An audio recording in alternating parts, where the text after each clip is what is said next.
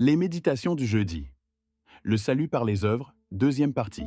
Étant sauvés et vivants en Jésus-Christ, nous devons maintenant porter des fruits pour la gloire de Dieu. C'est ce que l'apôtre Paul appelle les bonnes œuvres. Si le chrétien n'a pas de bonnes œuvres, sa foi est stérile.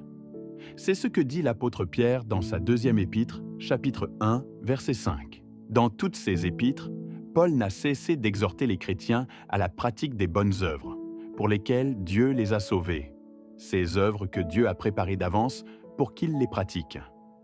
Car nous sommes son ouvrage, ayant été créés en Jésus-Christ pour de bonnes œuvres, que Dieu a préparées d'avance afin que nous les pratiquions. Éphésiens chapitre 2, verset 10. L'apôtre Jacques, de son côté, afin d'aller dans le même sens que Paul dans son exhortation, fait comprendre aux chrétiens qu'ils ne peuvent pas dire qu'ils ont la foi, qu'ils sont chrétiens, sans que cela ne se traduise dans des actions qui rendent gloire à Dieu. Il veut ainsi rappeler ce que le Christ enseignait lorsqu'il disait « Je suis le cep, vous êtes les sarments. Celui qui demeure en moi et en qui je demeure porte beaucoup de fruits, car sans moi, vous ne pouvez rien faire. Si quelqu'un ne demeure pas en moi, il est jeté dehors, comme le sarment, et il sèche. Puis on ramasse les sarments, on les jette au feu, et ils brûlent. » Jean chapitre 15, versets 5 et 6. L'apôtre Jacques enseigne que nous ne pouvons pas affirmer que nous avons la foi sans que cette foi porte des fruits, c'est-à-dire sans qu'elle se manifeste par des actes concrets. Ainsi, il n'y a de contradiction que dans l'esprit de ceux qui veulent en voir une. Ceux qui ont cru en Dieu ont manifesté leur foi par les œuvres. Tel fut le cas de Rahab, qui a cru en Dieu et a protégé les espions. De même, David a cru en Dieu et a projeté de construire une maison pour Dieu.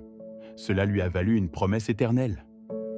Tous ceux qui ont posé des actes parce qu'ils ont cru en Dieu n'ont pas manqué d'être récompensés. De ce fait, l'apôtre Jacques exhorte les chrétiens à avoir une foi qui produit des effets, qui impactent positivement leur entourage. C'est également ce que l'apôtre Paul demande aux Galates.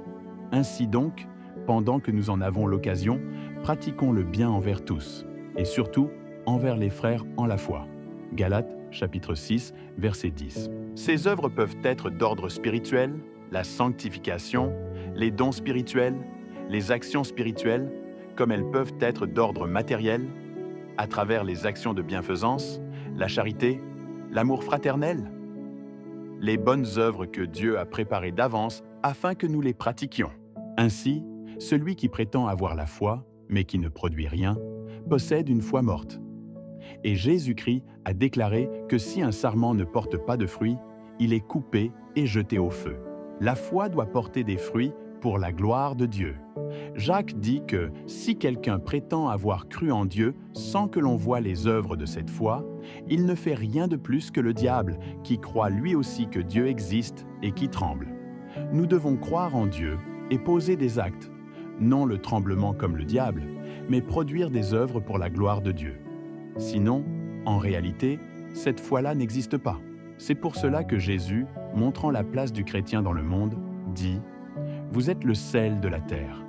Mais si le sel perd sa saveur, avec quoi la lui rendra-t-on? Il ne sert plus qu'à être jeté dehors et foulé aux pieds par les hommes. Vous êtes la lumière du monde. Une ville située sur une montagne ne peut être cachée. » Matthieu, chapitre 5, versets 13 et 14. Nous finirons avec cette exhortation de l'apôtre Pierre. « Ayez au milieu des païens une bonne conduite, afin que, là même où ils vous calomnient comme si vous étiez des malfaiteurs, ils remarquent vos bonnes œuvres et glorifient Dieu au jour où il les visitera. » Première épître de Pierre, chapitre 2, verset 12. Si cette méditation vous a intéressé, partagez-la avec vos amis. Pour les questions au sujet de votre âme, écrivez au pasteur Chana Landry au 677 32 52 81. Ne manquez pas nos émissions sur la radio Jésus-Christ, Roi des Rois, en modulation de fréquence sur 95.0 FM à Yaoundé et ses environs. Connectez-vous sur Radio J 2R.radio 12345.com ou téléchargez l'application Listen to My Radio et suivez Radio J 2R dans le monde entier.